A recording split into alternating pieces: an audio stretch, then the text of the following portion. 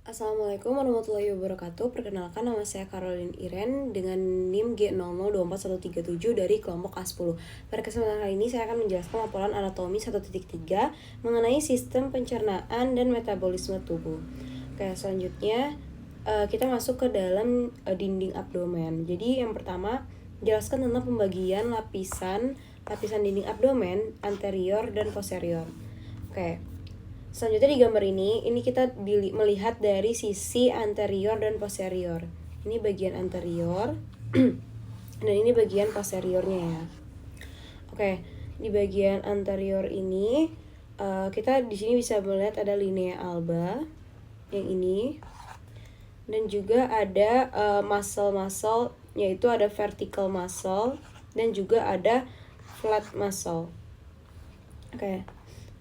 Di bagian posterior kita bisa melihat ada lumbar vertebrata, terus juga ada acioappendicular muscle dan ada vertical posterior muscle-nya. Oke, kita lanjut ke bagian lapisan dinding abdomen itu dari potongan dinding abdomen lateral. Jadi yang terlihat itu di sini ada dari superficial ke dalam. Jadi ini dari dalam ke superficial. Nah, kita mulai dari yang superficial dulu. Yang pertama itu ada skin atau kulit ini. Terus selanjutnya itu ada fascia scarpa. Ini fascia Kemper. Fascia Kemper ini terdiri dari lapisan-lapisan lemak. Ini lapisan-lapisan lemak dari jaringan subkutan. Selanjutnya ada fascia scarpa. Fascia scarpa ini yang ungu ini itu tuh lapisan dalam membranosanya dari jaringan subkutan. Selanjutnya ada fascia profunda yang hijau ini. Jadi fascia profunda itu ada 3. Fascia profunda superficial, fascia profunda intermediate, sama fascia profunda yang dalam. Nah, selanjutnya di potongan dinding abdomen lateral ini itu terlihat otot-otot. Nah, otot-ototnya itu ada yang terlihat itu ada otot musculus obliquus externus abdominimis ini, yang ini. Selanjutnya ada musculus obliquus internus abdominis yang ini.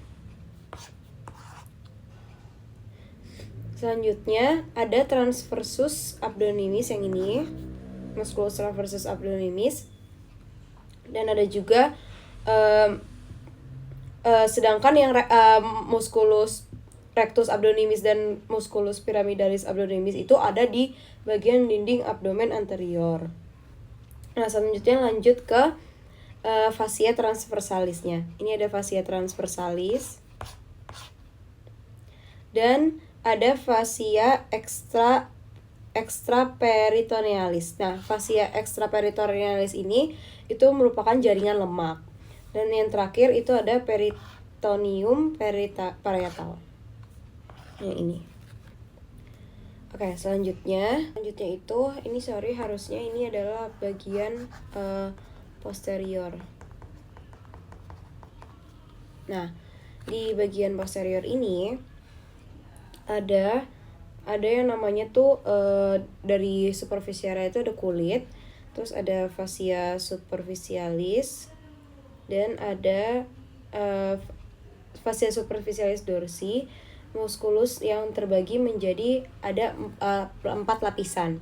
Yang pertama itu lapisan latissimus dorsi. Ini musculus latissimus dorsi. Lapisan kedua itu ada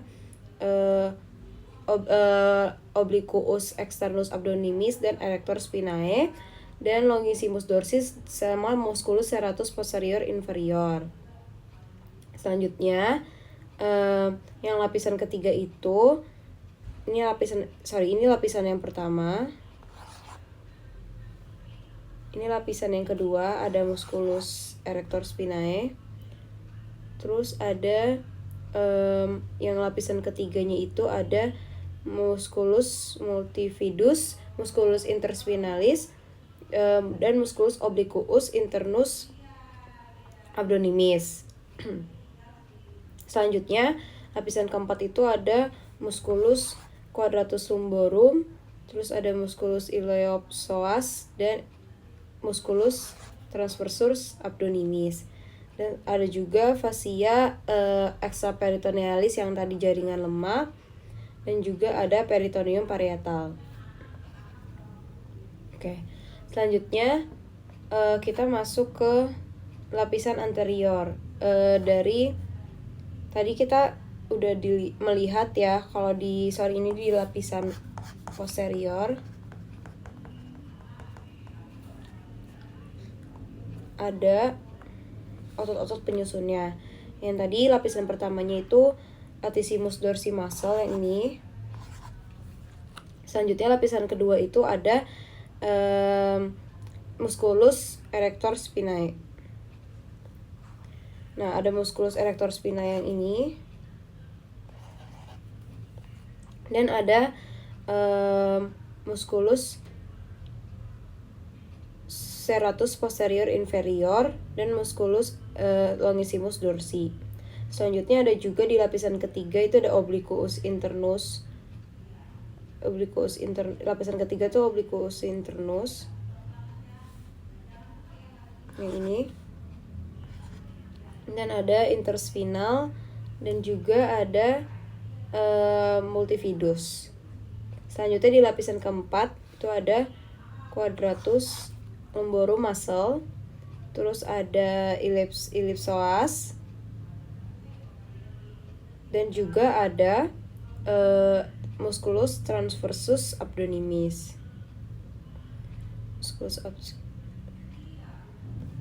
Oke, selanjutnya kita ke sistem penyusun otot yang di anterior. Jadi otot-otot di musculi et aponeurosis ini dibagi menjadi dua, ada yang flat muscle sama ada yang vertical muscle. Nah, terus di bagian otot lapisan dinding abdomen ini dilihat ada linea alba. Itu namanya linea alba. Nah, terus flat muscle itu apa aja sih? Flat muscle itu ada musculus obliquus externus, musculus obliquus internus, dan musculus musculus transversus. Ini yang externus, ini yang internus, obliquus internus, dan ada musculus yang transversus. Oke, selanjutnya ke bagian yang vertical muscle. Nah, vertical muscle ini nanti akan membentuk vagina musculi recti. Nah, vertical muscle ini terdiri dari apa aja sih? Ada dua, yaitu musculus rectus abdominis. Ini yang kayak bisa orang bilang six pack, dan juga ini ada musculus pyramidalis. Ini. Oke, selanjutnya kita melihat otot lapisan dinding abdomen dari anterolateral. Oke, jadi urutan flat muscle abdominalis dari yang superficial, dari yang paling luar ke profunda atau dari yang dalam itu urutannya adalah musculus obliquus abdominis externus. Jadi yang externus dulu, yang ini. Habis itu masuk ke musculus obliquus internus abdominis, dan yang ke profundanya itu adalah musculus transversus abdominis. Selanjutnya kalau misalnya yang vertical muscle tadi itu ada yang ini ya, namanya juga vertical muscle, dia tersusun secara vertikal. Itu ada rectus abdominis, dan nanti ada transversus dan ada pyramidalis. Oke. Selanjutnya ke ini adalah vagina musculi recti. Jadi vagina musculi recti ini itu yang suatu lembaran yang membungkus vertical muscle. Jadi tadi kan vertical muscle itu ada yang musculus rectus abdominis, sama juga ada musculus pyramidalis kan.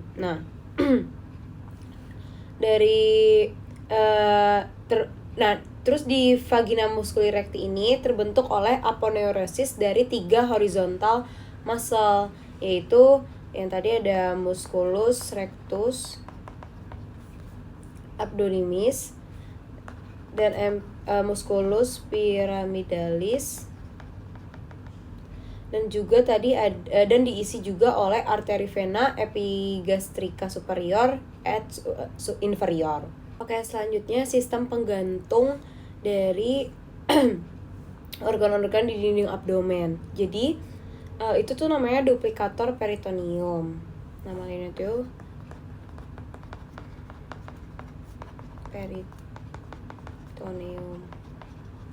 Nah, duplicator peritoneum ini terbagi ada 3. Apa aja sih? Yang pertama itu ada mesenterium. Yang kedua itu ada omentum. Yang ketiga ada ligamentum peritonei. Oke. Jadi yang pertama itu kan kita membahas ya mesenterium. Mesenterium ini merupakan lipatan ganda peritoneum yang luas dan dia berbentuk seperti kipas gitu kan. Nah, yang menghubungkan jejunum dan ileum. Jadi mesenterium ini kayak mengikuti organnya. Contohnya kalau misalnya di kolon, yaitu namanya mesokolon. Kalau misalnya di intestinum tenu itu namanya mesenterium. Jadi ini buat intestinum tenu. Nah, terus kalau misalnya appendix itu namanya mesoappendix gitu. Oke, selanjutnya ke yang omentum. Jadi omentum ini membentang dari gaster dan proximal duodenum untuk melekatkan viscera intraperitoneal. Jadi dia untuk melekatkan organ-organ intraperitoneal. Nah, omentum ini terbagi menjadi 2. Ada omentum mayor dan omentum minor.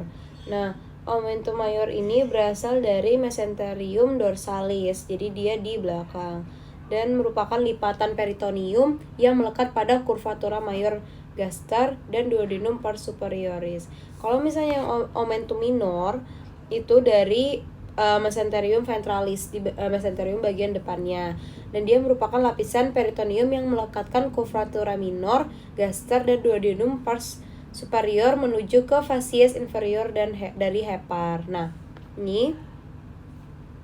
Nah, di omentum mayor ini itu ada kan dia seperti tirai kan, guys. Nah, itu tuh tersusun dari 4 ligamentum. Yang pertama itu ada ligamentum gastrophrenica.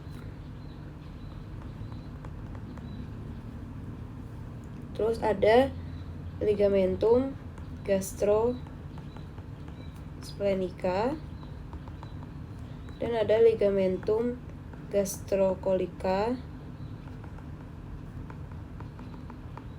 dan ada ligamentum splenorenal. Ini adalah ligamen-ligamen yang menyusun sesuai namanya itu sendiri. Contohnya kayak gastrophrenica. Berarti kan itu gastro dan ren ginjal. Terus ada gastrosplenica itu gastro dan spleen. Terus ada gastrocolica, gastro dan kolik. Terus ada splenorenal itu ya berarti spleen dan renal. Selanjutnya ke omentum minor. Kalau omentum minor itu terdiri dari 2 ligamentum aja. Nah, apa aja sih itu ligamentum hepatoduodenal yang ini, dan ada ligamentum gastrohepatica ini. Nah, atau namanya hepatogastricum sama aja ya. Oke, selanjutnya ini kalau bisa dilihat dari sisi lateral itu ada omentum lesser dan omentum greater. Ini yang ini omentum greater, dan ini lesser omentum. Selanjutnya kita masuk ke sistem penggantung ligamentum peritonei. Nah, apa sih? Jadi ligamentum peritonei ini yang melekatkan antar organ ke organ lain ataupun ke dinding posterior abdomen dan dapat membentuk bagian dari omentum.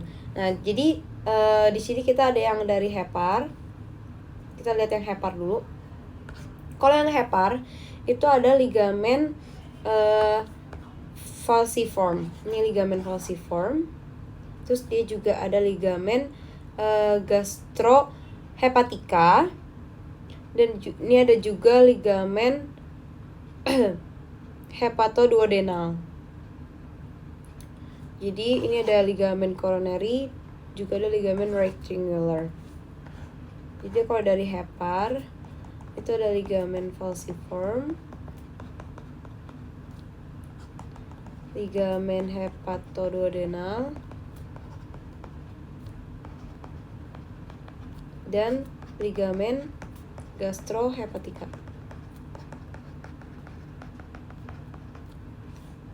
Oke, selanjutnya yang gaster. Nah, kalau gaster itu ada ligamen gastrophenica. Dia jadi ligamen yang menghubungkan gaster dan ren, ginjal. Terus kalau misalnya ada ligamen gastrophrenic, berarti itu menghubungkan ligamen yang menghubungkan gastro dan splenic kan. Terus ada juga ligamen gastrocolit. Jadi ini yang menghubungkan gaster dan kolon gitu. Sekian dari saya, mohon maaf bila ada kesalahan kata. Assalamualaikum warahmatullahi wabarakatuh.